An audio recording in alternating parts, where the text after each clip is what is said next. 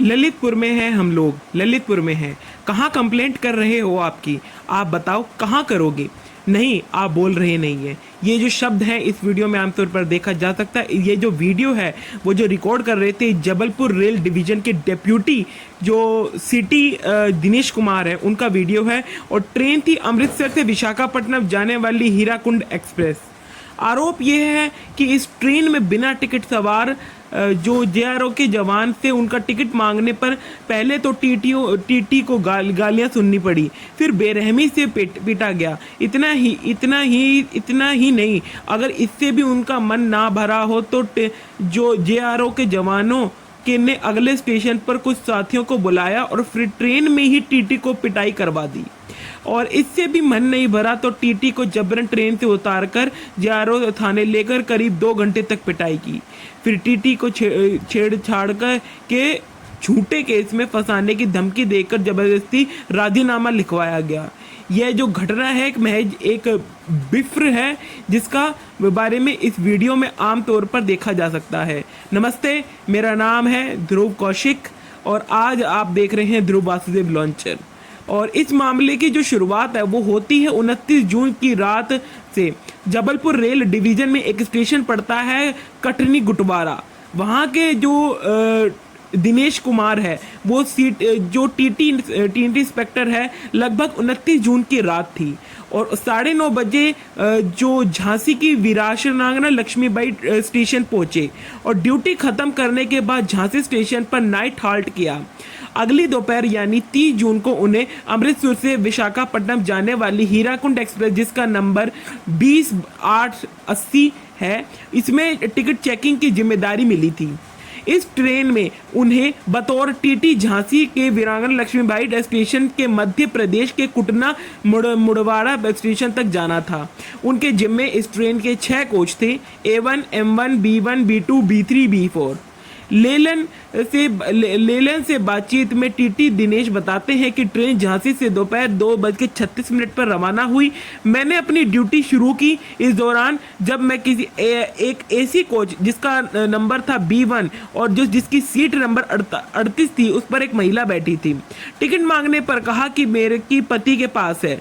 इसके बाद वह महिला वहां से खिसक कर सीट नंबर 23 पर जा पहुंची।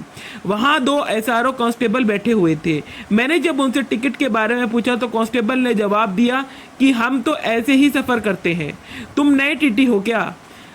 इसके बाद वह दोनों में गुत्थम गुत्था होने लगी। उन्होंने मेरा मोबाइल फ़ोन छीन लिया। इस दौरान वह मुझसे हाथापाई भी करने लगे, लेकिन पास मौजूदा कुछ यात्रियों के चलते बीच बचाव हो गया। इसके बाद मैं फिर से अपनी ड्यूटी में लग गया और जाकर बाकी जो कोचेज हैं उनकी टिकट चेक करने लगा। इसके बाद शाम 3:43 पर जब ट्रेन ललितपुर स्टेशन पहुंचती है, वहाँ 810 वर्दी धारा पहले से ही खड़े रहते हैं। जैसे ही ट्रेन रुकी तो ट्रेन में जेआरओ कांस्टेबल बैठा था, उसने इशारा किया यही है, और वो जिसने उससे टिकट मांगा था बस उतना कहने पर की देर थी कि उसके साथ बाकी 8-10 वर्दी वाले दिनेश को टीटी है और ट्रेन में ही पिटना शुरू कर दिया। दिनेश चिल्लाते रहे, यात्रियों से गुहार लगाते थे मदद की, परंतु किसी ने भी मदद नहीं करी। किसी ने भी उन्हें बचाने का प्रयास भी नहीं किया। इसके बाद आरोपी जेआरओ के जवान दिनेश को ट्रेन से जबरन उतार कर SRO थाने ले गए और वहां पर जो जेआरओ के जो जवान है उन्होंने एक कर को दिनेश को 2 घंटे तक पीटा। फिर जब स्टेशन का स्टाफ वहां पहुंचा तो दिनेश को धमकी दी गई कि अगर राजीनामा नहीं किया तो छेड़खानी के आरोप में जो है फंसवा देंगे तुमको। फिर जेआरओ जवानों ने जंगल से मुक्त होने के बाद दिनेश से इस पूरे मामले की जानकारी कमर्शियल जो कंट्रोल है उनको दी। फिर उन्होंने अपने रेल मंडल यानी जबलपुर डिवीजन के DRO के 5 भेज भेजे और क्योंकि मामला झांसी डिवीजन का था तो उस मंडल ने भी इस मामले की गंभीरता से लिया। प्रमोद गौतम की रिपोर्ट के मुताबिक जो झांसी जेआरओ जो डिवीजन है वहां पर 1 जुलाई को जेआरओ की एडीजी को पत्र लिखकर मामले से सख्त कार्रवाई करने का अनुरोध किया।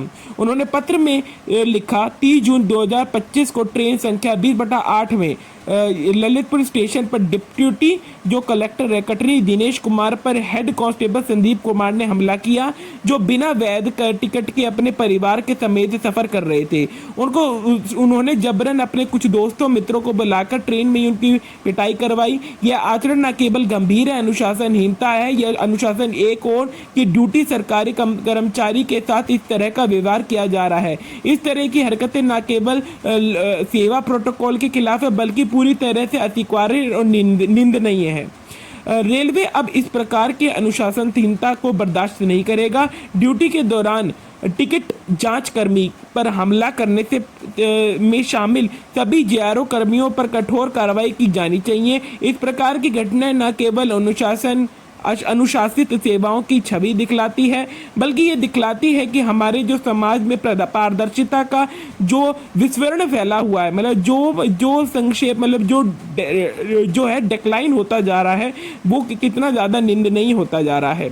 जॉइंट कॉच कमेटी भी गठित कर दी गई है। इस मामले की सुनवाई जो है जल्द से जल्द करी जा रही है और इसमें जो है उक्त आरोपियों को 7 दिन के भीतर एडीआर को रिपोर्ट सौंपेंगे और इसके दौरान उन्होंने बातचीत करी और बोला कि हमको इस मामले पर पूरी रिपोर्ट चाहिए और इस पर किसी भी प्रकार की कोई कोताही नहीं बरती जाएगी। और क्योंकि एक जो सरकारी जो टीटी है उस पर जो है हमला किया गया है, इस पर जो है सरकार किसी भी प्रकार चुप नहीं बैठेगी। सवाल यह भी कि क्या इस देश में वर्दी का मतलब कानून को रोकने का लाइसेंस है? क्या ट्रेन में सवार शख्स से टिकट पूछना क्या कभी खतरनाक काम भी हो सकता है टीटी के लिए? हीराकुंड एक्सप्रेस में हुई ये घटना सिर्फ एक ट्रेन की कहानी नहीं बल्कि उसके सिस्टम की भी कहानी है, जहां कानून, ड्यूटी और सम्मान सब कुछ वर्दी के झूठे रव के नीचे पिट जाते हैं। क्योंकि जब वर्दी फ्री टिकट बन जाएगी तो थाने के डर की वजह से सब ये सोचने की जरूरत है कि हमारी ट्रेनों में सफर करने वाले असल शख्स राक्षस है या इंसान है, और इन पर जो है सख्त से सख्त कार्रवाई करनी चाहिए ताकि हमारे जो टीटी या कोई भी अन्य कर्मचारी उनको जो है किसी प्रकार की असुविधा का खेद ना मिलना पड़े। इन पर जो है इनकी जो है सस्पेंशन ऑर्डर जो है जारी करने चाहिए ताकि जो है हमारे कानून न्याय व्यवस्था जो है समीक्षण बना रहे, ताकि संतुलन बना रहे। हमारे चैनल को सब्सक्राइब करें, लाइक करें। ध्रुव वासुदेव लॉन्चर नाम है।